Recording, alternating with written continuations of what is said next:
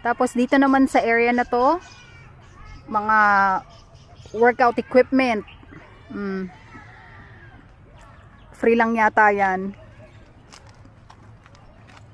'Di ba? Malaking tulong sa physical health. Sarap. Sarap pagka may ganyan, no?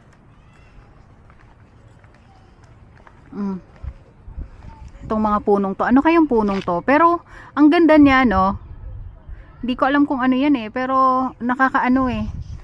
Nakakaganda yan sa paligid din. Lalo na, di ba, yung mga papunta ka ng resort, mag-staycation ka, ganun. Madalas ganyan ang mga puno eh. Sa mga hotel-hotel. Di ba? Ganyan ang mga puno sa kapaligiran nila. So, ayan yung view ko guys ha. Tinutour ko lang kayo.